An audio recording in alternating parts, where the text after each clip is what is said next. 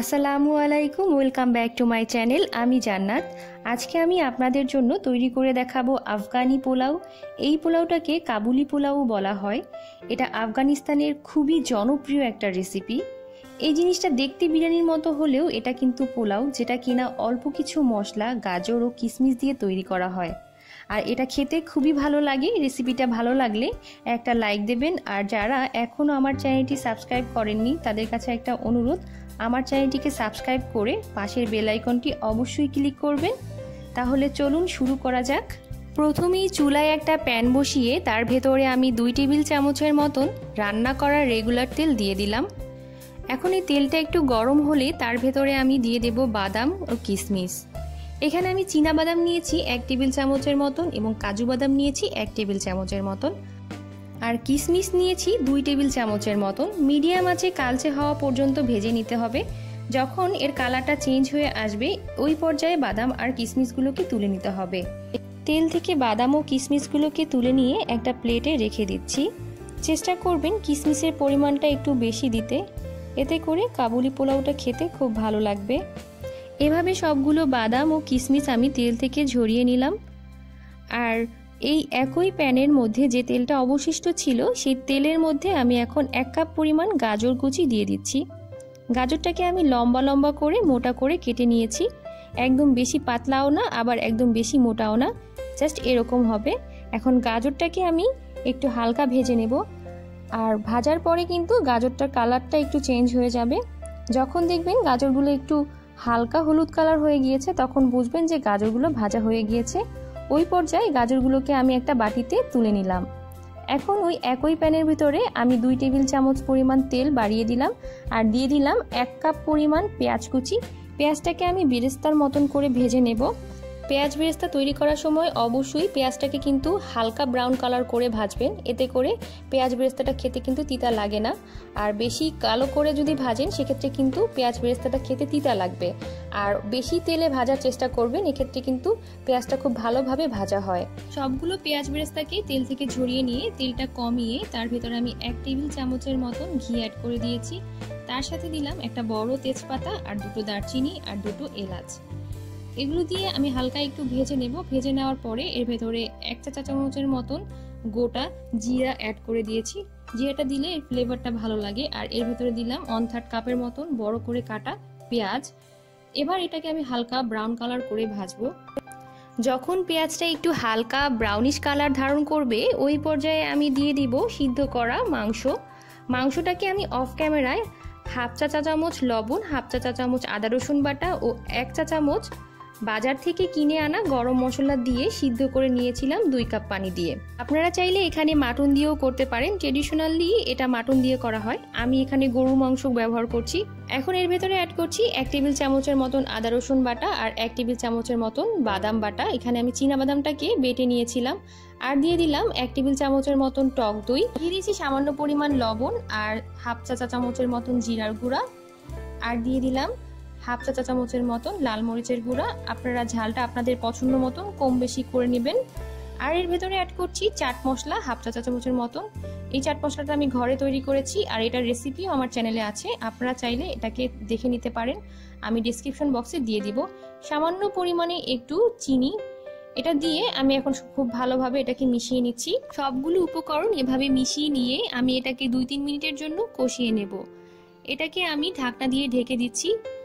আর যেহেতু এই মাংসটা সিদ্ধ করা তাই এটা থেকে কিন্তু পানি বের হবে না, তাই এটা কিন্তু ঢাকনা দিয়ে ঢেকেই কষিয়ে নিতে হবে। আর এখানে একটা পাকা টমেটো আমি কেটে এর ভেতরে দিয়ে দিলাম।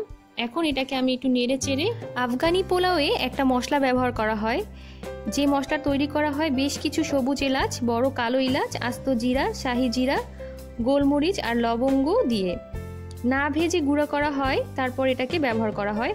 তবে এতগুলো মশলা একবারে সবার কাছে নাও থাকতে পারে, তবে আমার কাছে মনে হয় বাজারে যে গরম মশলাটা কিনতে পাওয়া যায় সেটার মধ্যে কিন্তু এগুলো সবই থাকে। সেই মশলা ব্যবহার করলে অনেক ইজিও হয় এবং সবার কাছেও থাকে।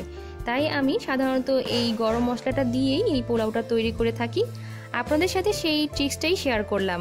আপনারা চাইলে বাজারে কেনা মশলাটা দিয়েও করতে পারেন, আবার চাইলে ঘরে তৈরি করে ওই মশলাটা ব্যবহার করতে পারেন।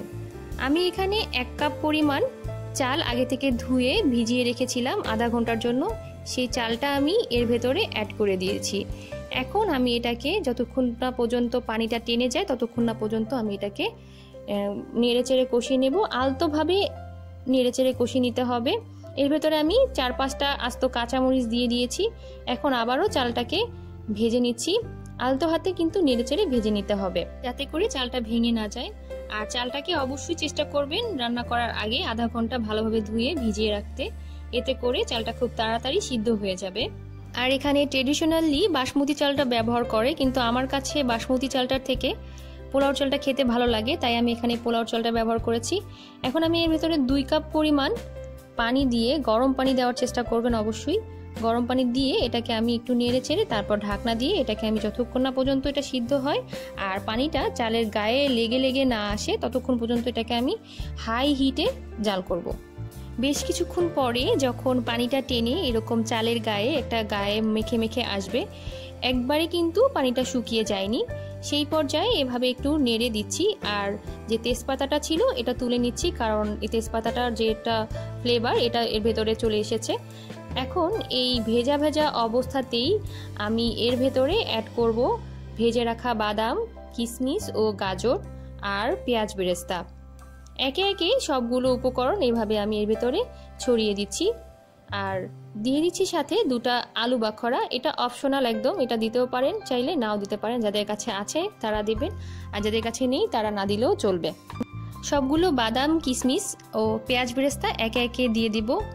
পানিটা শুকিয়ে যায়নি, হালকা একটু ভেজা ভেজা ভাব থাকা অবস্থাতেই কিন্তু এই কাজটা করতে হবে।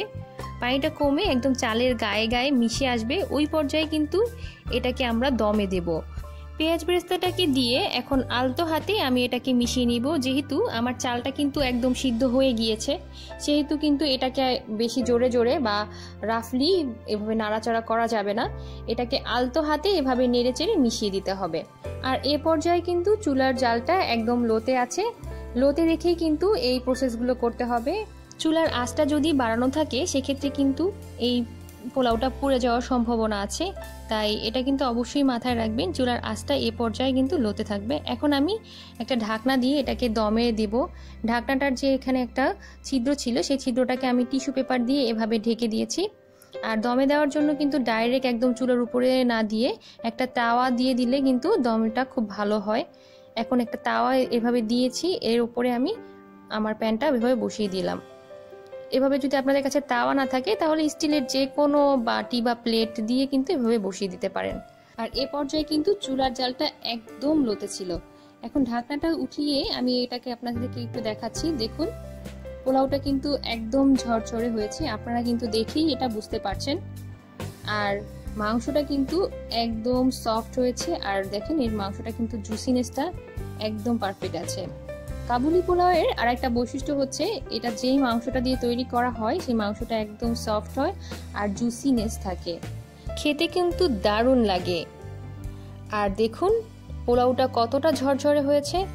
আর মাংসের জুসিনেসটা আপনাদেরকে বলে বোঝানোর দরকার নেই, আপনারা হয়তো দেখেই বুঝতে পারছেন এটা কতটা সফট হয়েছে আর এর জুসিনেসটা কতটা পারফেক্ট। খুব সামান্য পরিমাণ মশলা দিয়েই কিন্তু এই পোলাওটা তৈরি করা যায়, আর এটা খেতে কিন্তু দারুণ লাগে। আফগানিস্তানের জনপ্রিয় একটা খাবার, খেতে এটা দারুণ লাগে। আপনারা বাসায় এটা তৈরি করবেন এবং আমাকে কমেন্ট করে জানাবেন কেমন হয়েছে। আর কোনো প্রশ্ন থাকলে অবশ্যই আমার চ্যানেলের কমেন্ট সেকশনে গিয়ে আমাকে কমেন্ট করে জানাবেন। আর ভিডিওটি ভালো লাগলে অবশ্যই একটা লাইক করবেন। আর বরাবরের মতন একটা অনুরোধ করব, যারা এখনও আমার চ্যানেলটি সাবস্ক্রাইব করেননি প্লিজ সাবস্ক্রাইব মাই চ্যানেল।